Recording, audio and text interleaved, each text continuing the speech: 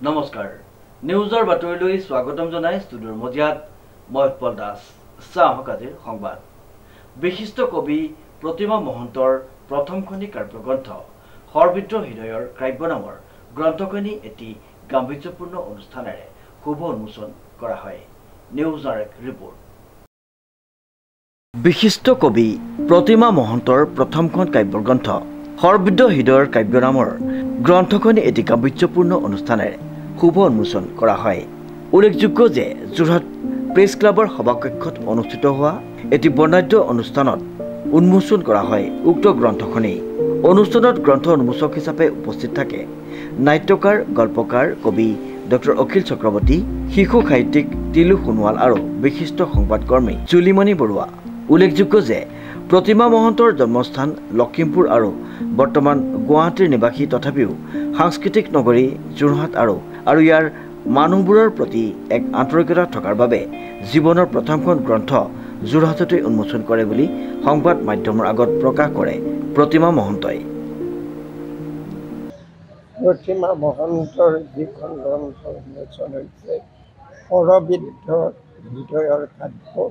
এইখন আজি উন্মোচন কৰি মই গৌৰৱ অনুভৱ কৰিছোঁ অসমীয়া সাহিত্যত এটা নতুন ধাৰাৰ কবিতা মই আজি বহুদিনৰ মূৰত ইয়াক বিচাৰি পালোঁ আৰু তেওঁ ক'ৰবাত প্ৰেমৰ কথা লিখিছে বুলি মই প্ৰথমে জাপি থ'ব কৈছিলোঁ কিন্তু শেষত দেখিছোঁ তেওঁ জীৱনক ইমান সুন্দৰকৈ সজাইছে মই বুজাই ক'ব নোৱাৰিম সেইবাবে দেখিয়েই মই সামৰি থৈছিলোঁ আৰু তেওঁৰ আটাইতকৈ সুন্দৰ জীৱনক লৈ যিটো কবিতা লিখিছে এখন ট্ৰেইনৰ গতিৰ লগত জীৱনক তুলনা কৰিছে ট্ৰেইন এখনে আমাক টানি লৈ যায় আমাৰ জীৱনত যিমান লোভ মোহ মায়া পাপ সেইবোৰকে মৃত্যু নকৰে জীৱনে আমাক চোঁচৰাই লৈ যায় মৃত্যুৰ ভাৱে কিন্তু প্ৰতিমা মহন্তই এই মৃত্যুত দুখ নাই তেওঁ চিধা চিধি কৈছে এখন ৰেলখন উটিয়াই উটিয়াই গুচি যায় যোৰহাট প্ৰেছ ক্লাবত মোৰ প্ৰথমখন কাব্যগ্ৰন্থ সৰ্বিদ্ধ হৃদয়ৰ কাব্য উন্মোচন কৰা হ'ল আচলতে এইখন মোৰ অতি হেঁপাহ আছিল আৰু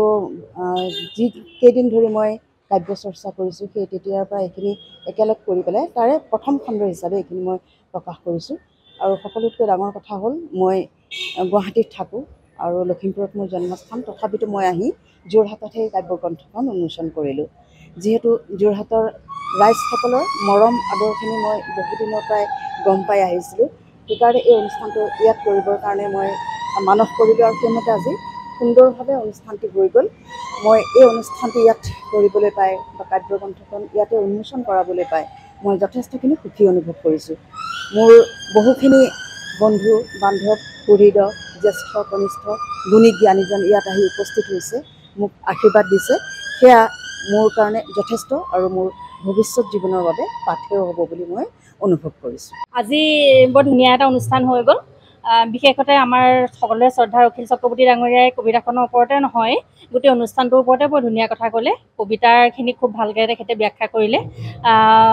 বৰ ধুনীয়া এটা অনুষ্ঠান আশা ৰাখিছোঁ প্ৰতিমা মহন্তই আৰু ধুনীয়া কবিতা লিখিব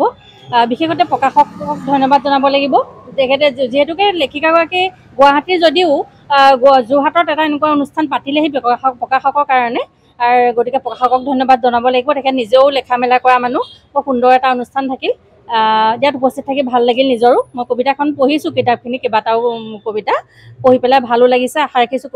কিতাপখন সকলোৱে আদৰি ল'ব শ্ৰীমন্ত মাধৱ বৰুৱাৰ ৰিপৰ্ট নিউজ নাও